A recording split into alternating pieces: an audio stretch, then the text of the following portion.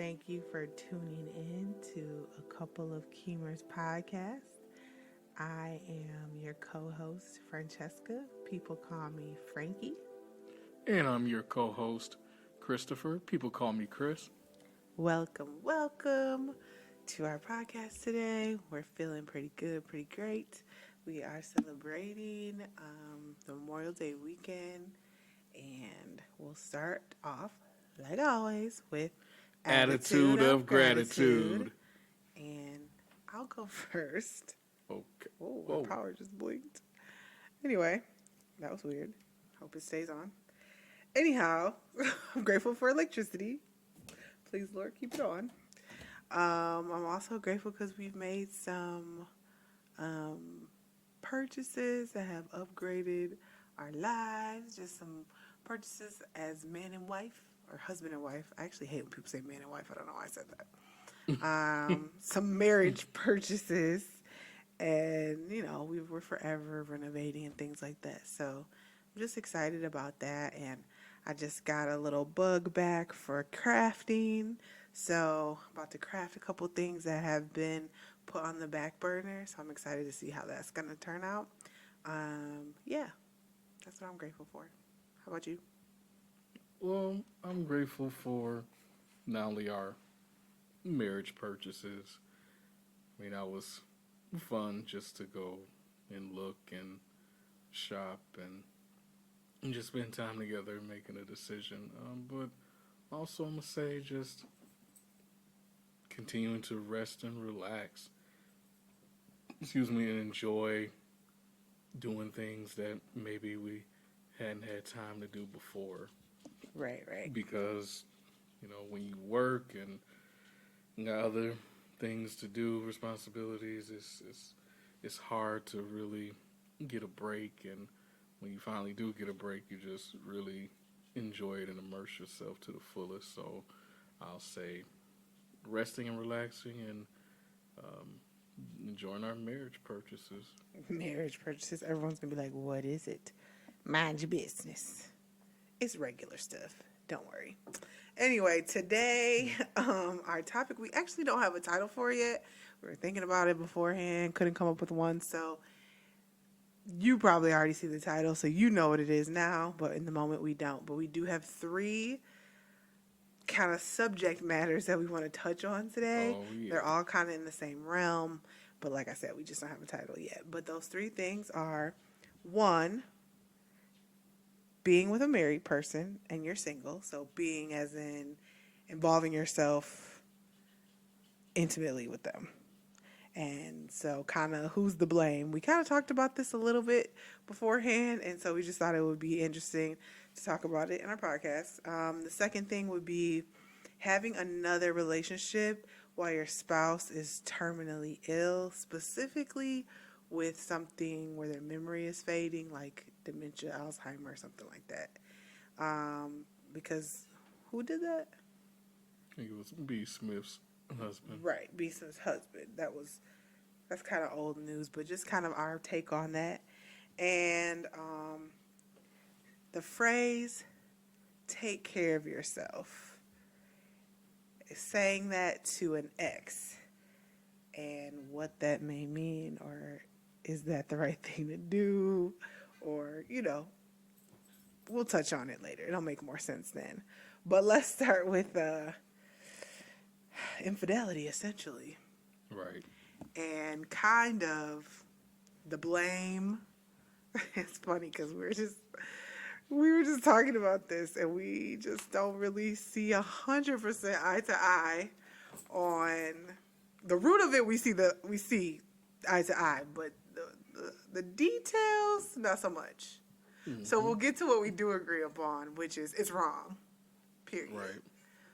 But my point of view is there is a wrong, a super wrong, and just a wrong. So who's more wrong, who's super wrong, is the married person. And when we were talking about it, we were just for the ease of words here, we're going to talk about a married man with a single woman, like in some type of relationship.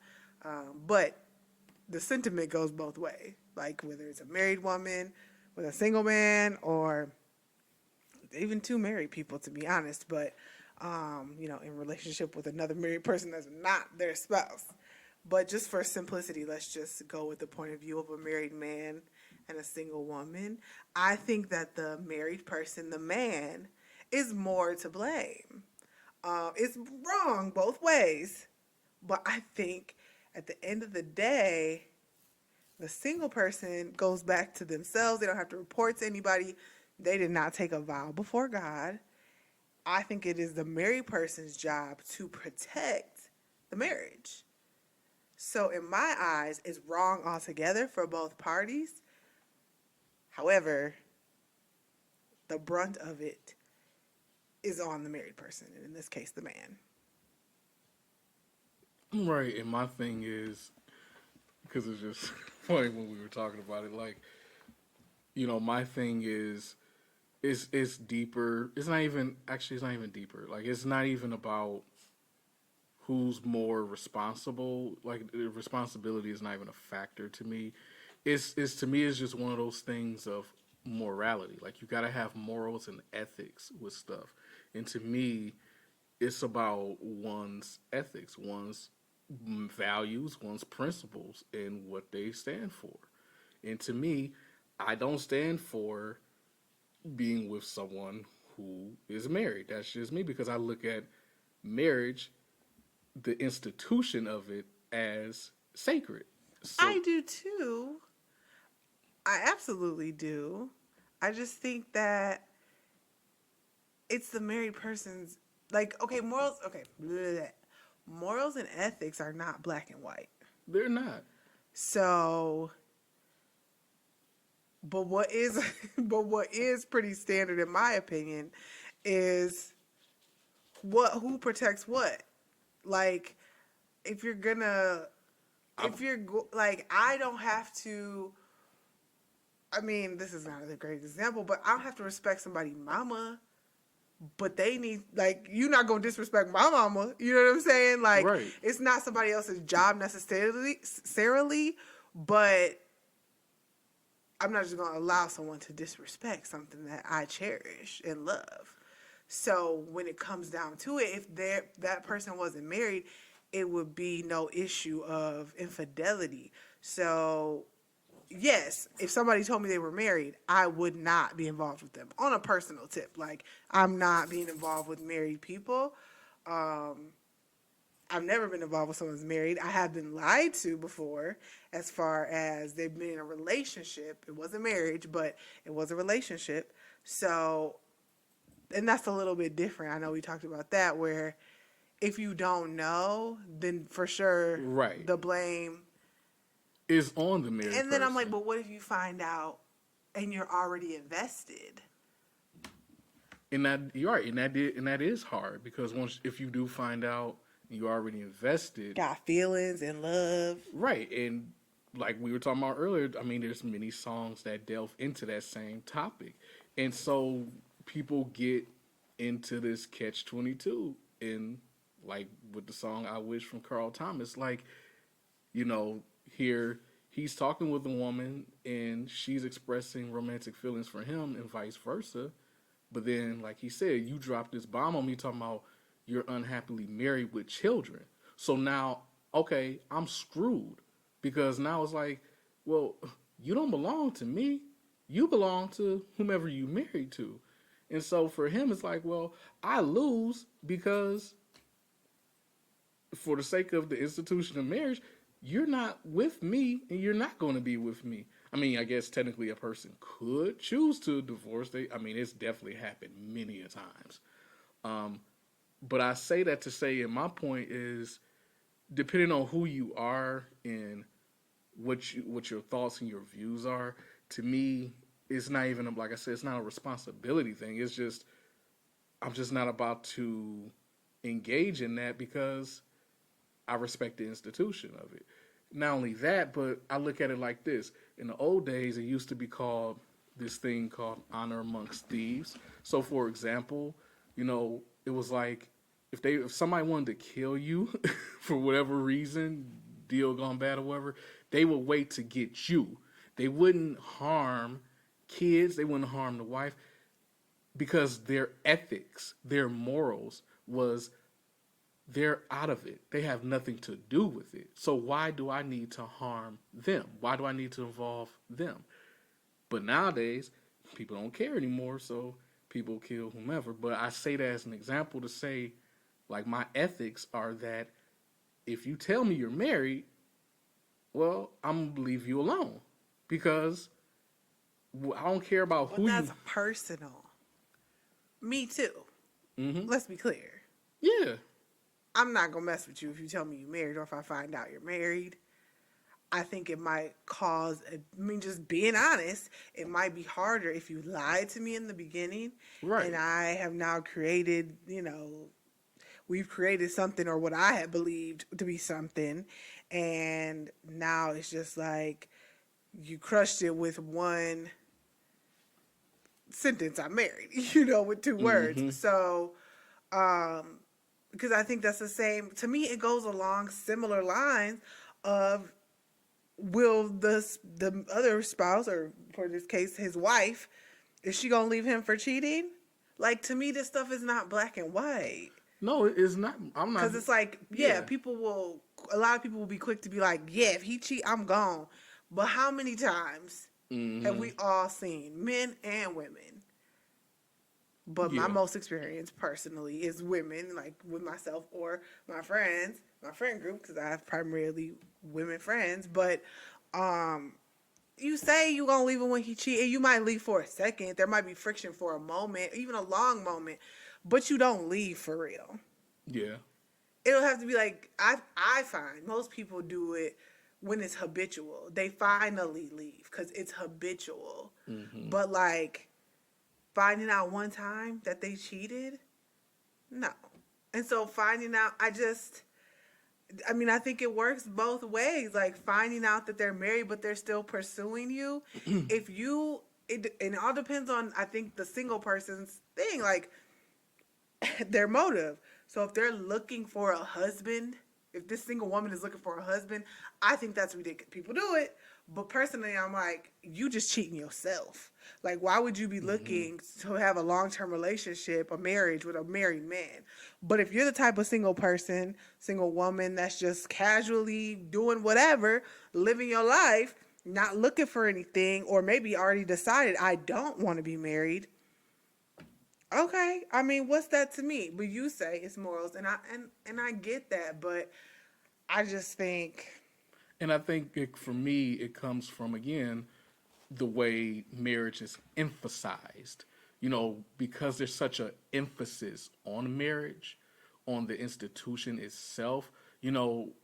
Not to say it's the same thing at all, but the only things that come to my mind is like, for example, if you see somebody, okay, and they're in the military, for example. Well, for me, I'm quick to say thank you for your service, okay, because I respect the institution of the military.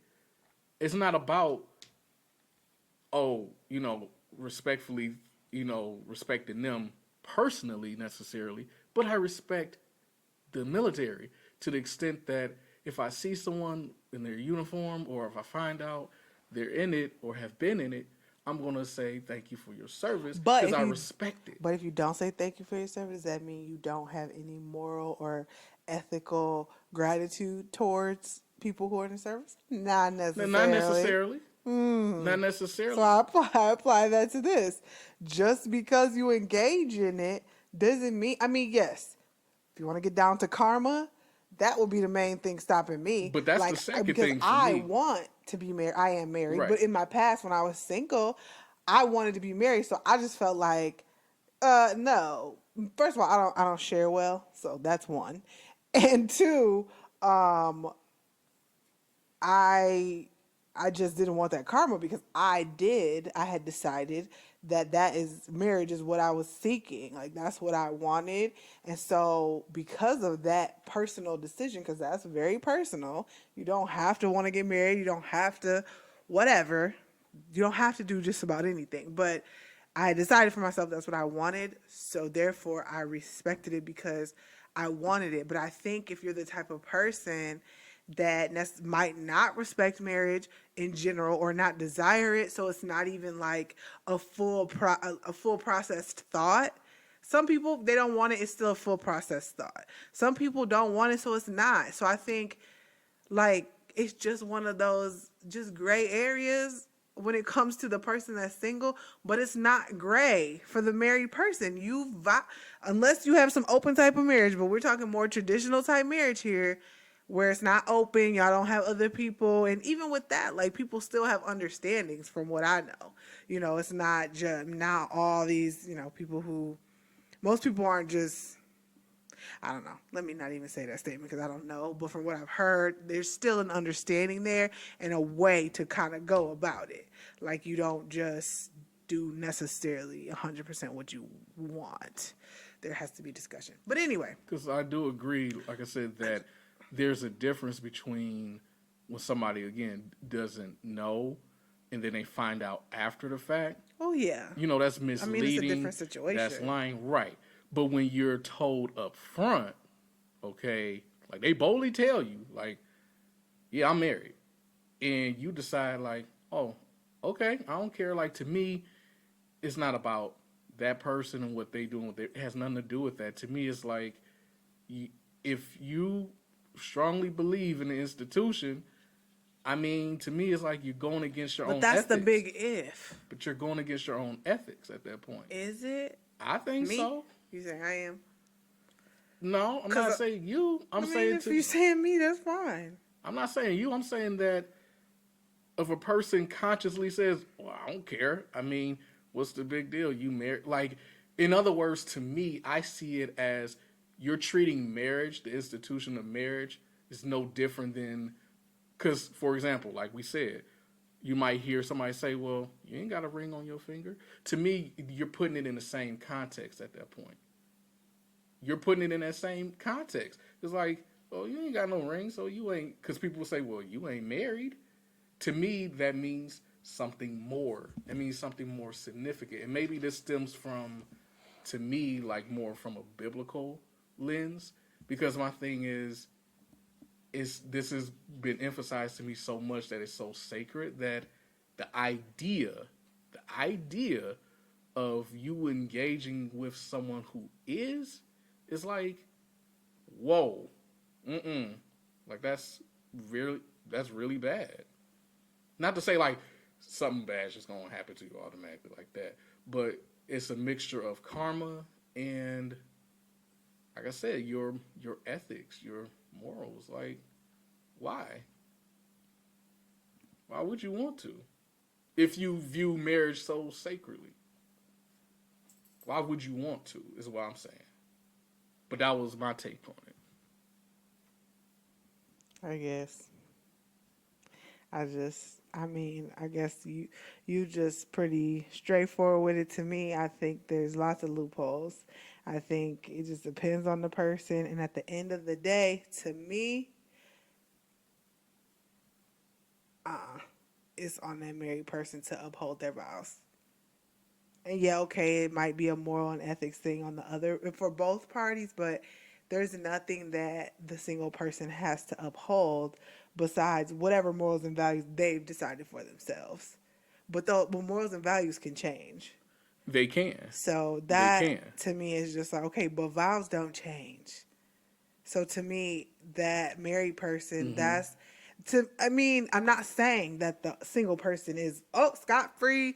It's no big deal because it, like you said, off mic, it takes two to tango. Yes. But there's just a big but to me. Like, I just think at the end of the day, and I guess I think of this because if I was the married woman and my husband was cheating, I don't care what she did. I don't care what she said. I don't care. It's you. Like, what did you do? Because I don't care about her. She's a non-factor. She's not even part of this.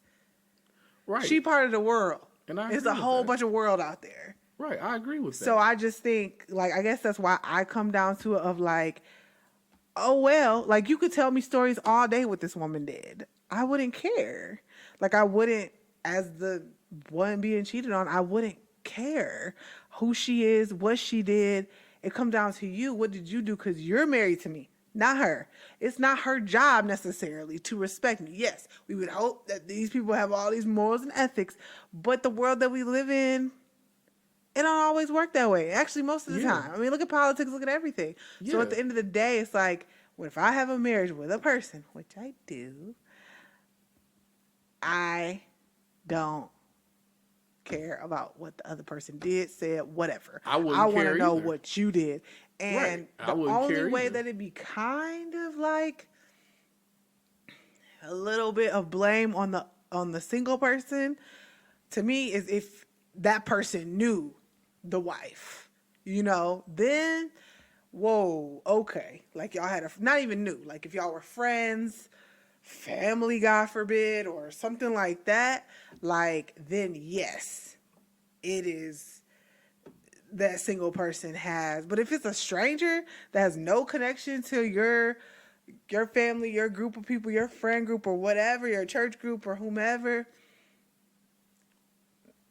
I don't care. Because to me, like a lot of things in life, for me, I ask myself questions like, are you someone that's willing to entertain this? And that's what it boils down to me. Are you willing to entertain this? Is this something you can deal with? Is this something you can live with? Is this something that will affect you? Is this something that will bother you? Because my thing is, life is complicated. Life is complex. But at the end of the day, all you have to answer is to yourself. And if you're the type of person where you know who you are, you know how you think, you know how you feel, and granted, unless a situation presents itself, you really don't know. But this is exactly why I say I ask myself questions. Because it's like I don't know, but I know myself enough to know like I'm gonna ask myself, I'm gonna process this, and then I gotta think more about it. Like, okay, are you willing to be with a married person who comes on to you? No. Personally, no. Neither am I. So when we talk about this topic, that's what plays in my head. Like, is this something you're willing to do? Is this, No. right? But a third party situation, I'm not the married person.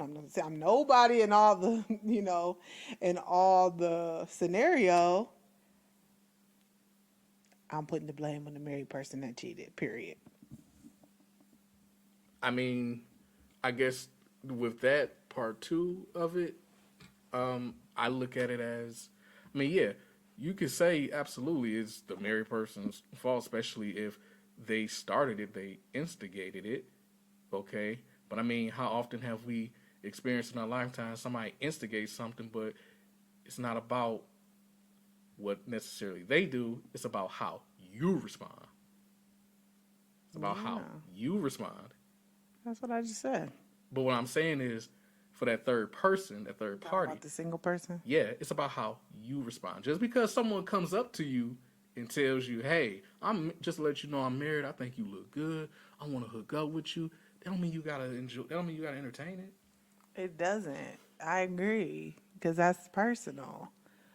But at the end of the day, I guess Because that's why I I said, guess it's just it comes down to weighing on they have to answer to their morals and ethics, whereas when I say they, the single person has to check in only with their with their morals and ethics, whereas the married person also has to check in with their morals and ethics, but also their vows and the person that right, they're vowed to. and I And agree so with, to and me, I agree.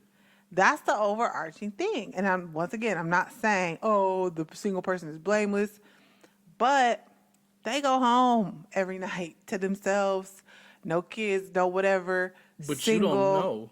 But you don't know what that could affect them mentally or emotionally either. Correct. You never know what you could get into it, but I don't want to get into this topic as well, but it's kind of what we talked about. Just like sometimes with religion and especially Christianity and, Hmm.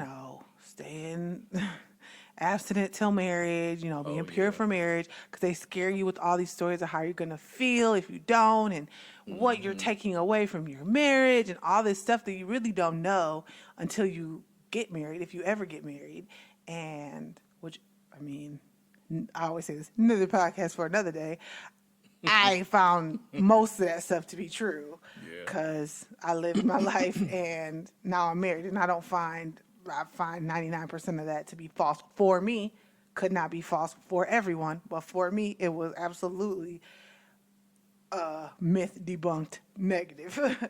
So, yeah, I think that's kind of what it is. Like, are you, at the end of the day, is the guilt of being with a married person going to eat you alive or not? And I don't necessarily think that they're a bad person if it doesn't. I mean, I don't think they're necessarily bad either, but I'm just saying, like, that's about your ethics. That's about your morals. It is.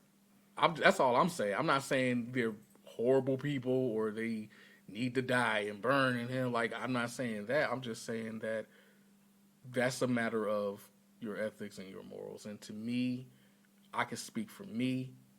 Like I said, if that situation had ever presented itself before we met and got married, like I would be like, that would Same. scare me. I wouldn't either. That would make me feel I so wouldn't, yeah, uncomfortable. because like you Yeah. said, it's like, okay, yeah, even with my thought process, let's just go with mine, that the single person is way less to blame than the married person. I mean, blame or no blame, right or wrong or however you view it, if that wife want to get crazy, if they got kids, if she pregnant, you know, she could. I mean, it ain't worth it. I ain't trying to have nobody walking up on my doorstep talking about you messing with my man. No, I've never. No, no, because a lot of stuff is, like I said before, it's selfish on my end. I protect self. My job is to protect me.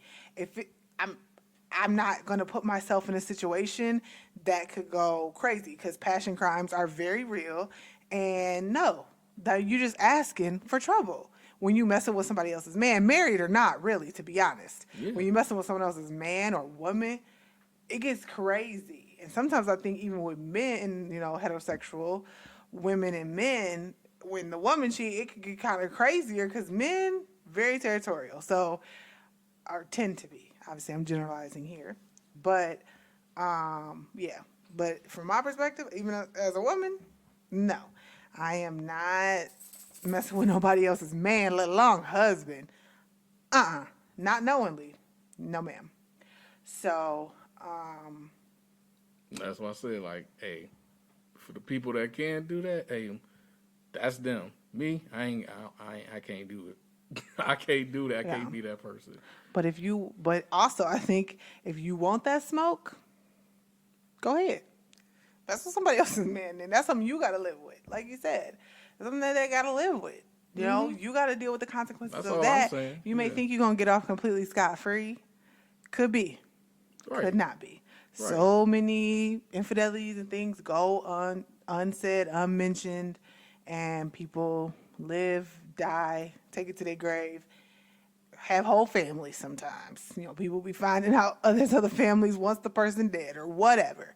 But in general, I just think that the blame is heavily on the married person. Not to say that the single person gets off scot free, but that's just how I see it. Okay. And you say it's equal for both parties. Yeah, like I said, it's equal for both parties because, now I agree with this notion that, like you said, the married person got to deal with their morals, ethics, and then their spouse in that situation, Vows and God. vows and God. But then again, the single person got to deal with morals, ethics, and God because they got to live with whatever, however they feel, whether it's guilt, whether it's not guilt, they got to live with whatever they got to live with. And if they're okay with it, I mean, they're okay with it. But for me, I couldn't do it. But if they do feel guilty, I mean, they got to live with that. Because at the end of the day, there ain't no takebacks. There's just no takebacks. There ain't no take back. There's no takebacks. But we believe that God is a forgiving God. Yes. That can repent. How about that? Yes. Right. And I agree with that. Well, I think that one, we just got to agree to disagree for the most part. We agree on some of it, but ultimately, agree to disagree. Let's move on to the next one. This is going to be long. We might have to make it in a couple parts. But continuing. What's the next one? Another relationship. Having another relationship where your spouse is terminally ill, especially, let's not even just terminally ill, because you can have a lot of stuff when you're terminally ill. If they are having Alzheimer's, diagnosed with Alzheimer's, where they can't remember you, pretty much anything, all that. How do you feel about having the person that is not experiencing Alzheimer's, the spouse? In this case, you were talking about B. Smith, so specifically she, she? She was diagnosed. Right, with Alzheimer's. Mm-hmm. And her husband had another relationship. And he had her living in the house too, didn't he? I think so, but I'm not sure. I gotta. Let's just say, check. in general, let's making the scenario whether it's about her or not. We got the idea from the B. Smith story, but our scenario is she has Alzheimer's, can't remember crap. He is her husband, and he also has a girlfriend, and she lives there. Go. Now, to me, I think it's totally disrespectful because even though she's ill, last stages of dementia, can't remember all, even though all that might be true, she's still a person. That's still legally, and I would hope in some way, morally, emotionally, and all that, that's still your wife, and she hasn't died yet. Can the woman die first before you decide to jump in this? Like, I'm not taking anything away from how he might be trying to cope, how he might be suffering mentally and emotionally. Like, that's overwhelming. That's very hard. You know, I being that I'm someone who had a parent that had dementia, I know what it's like to try to help someone who doesn't really have that good of a memory. And obviously Alzheimer's is worse than other forms of dementia. But I say that to say, like, can the woman die first before you just decide to, be with someone else? But more importantly, if you're going to have that girlfriend, okay, can you not have them in the house? Like, to me, that's... So which one is it? Can they have the girlfriend or can they not, in general? To me, in general, no, not. But especially if you're going to have one, don't have her in the house. Yeah. Yeah. I mean, where's the respect? You can justify any and everything all you want, but it's like at the end, where's the respect? Because that's still a person. Mm-hmm. You could say a shell of themselves, that might be true, but where's the respect? Yeah. Where's the respect? I'm sorry. Maybe I'm just too old fashioned. I know sometimes my wife likes to joke and say I'm 85. You're just a little like, you're so heart first in your decisions. Heart first. And I'm heartless. No, I'm not heartless.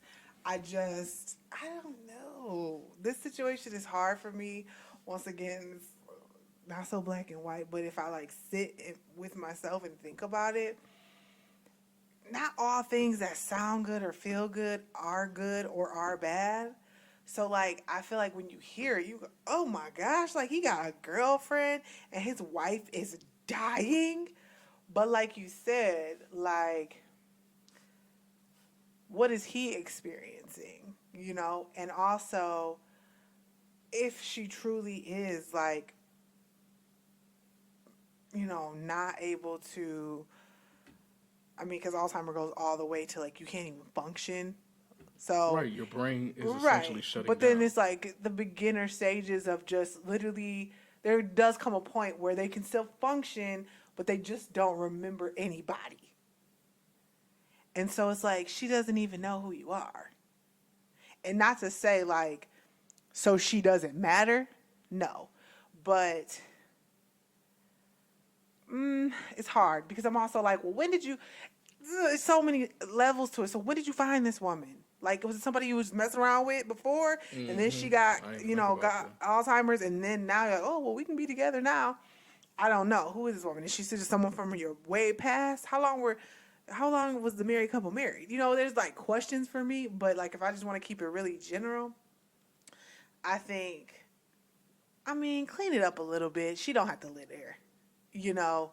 But it just depends on the person. Like, what if she's like literally helping him take care of her? Because I've taken care of many people, and it's hard on one person. So, do they have family that's helping? Because a lot of times, family don't be there. Period. Mm-hmm. It That's be true. one person burning all the load, and people don't want to deal with it. And if you ain't got the money and you ain't got the staff, but even when you got that, sometimes like just having somebody who at least knows the person or at least genuinely builds a bond, like you get really lucky when you find someone that like genuinely builds a bond with your loved one, and so that you feel comfortable, like you feel 100% comfortable with them, like caring for them. And especially like, I've cared for my parents and stuff, and I just can't imagine if they weren't able to like talk to me or remember what happened to them. Like that would just scare the crap out of me. I've never had to deal with that, but it's like if I can't come see you for 3 days and I show up and I'm like, what happened on Tuesday and it's Friday and you can't remember, like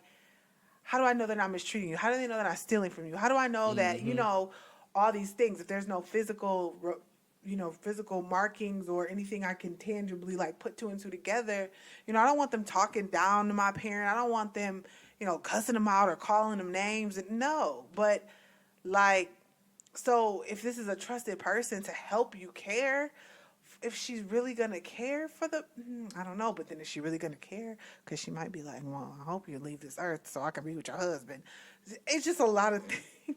It's And just a lot of things that cross my mind. yeah, But the only way that I can like kind of say, okay, I guess it doesn't sound good, it doesn't look good, and it doesn't feel good.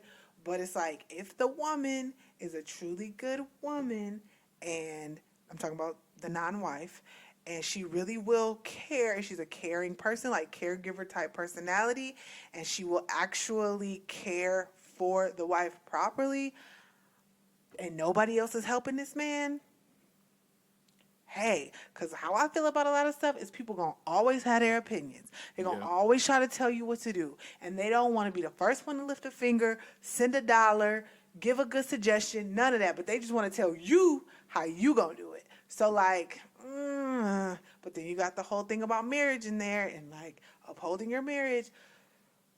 I think for me, shoot me, whatever.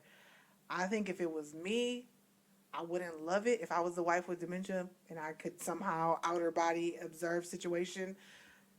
I don't think I would love it, but I would understand.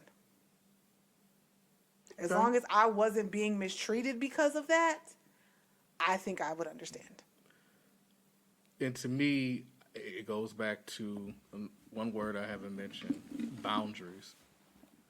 There's no boundaries with that, and to me, it because I'm thinking for me too, as a person who not only dealt with it personally, as far as my mom being ill and having to take care of her, and obviously it's different when it's your parent versus a spouse. Yeah. But I'm saying that to say, when you are experiencing that firsthand, like, yeah, you're obviously going to be feeling sad. You're going to be experiencing depression.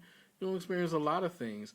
And to me, like, even when, as my spouse, when you were sick, like, I was terrified. That was different. I, I was in I, my I right know. mind most of the time. If I was out of my mind, it's because the drugs they gave me. It wasn't a condition of memory. Yes, that's true. Even though some things you didn't remember because of all the drugs and stuff. But I They was say, giving me that good stuff. yeah, but still, even though you were still ill, that's the thing.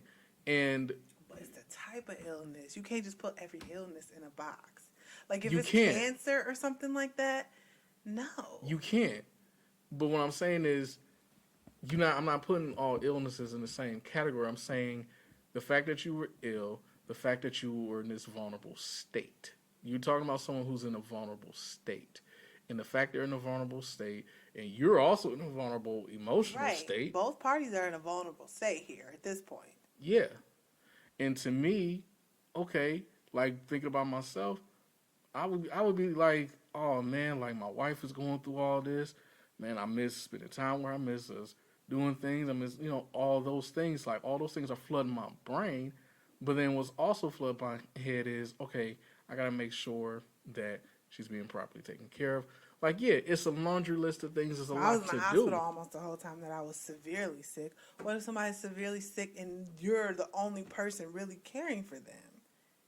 Like, you had to be there and listen, and I'm not down in the experience here. I'm just saying, like, you had the doctors pretty much performing everything. Yes, you were getting informed and, keeping the family informed. Imagine if you had to do all that, plus actually physically take care of me.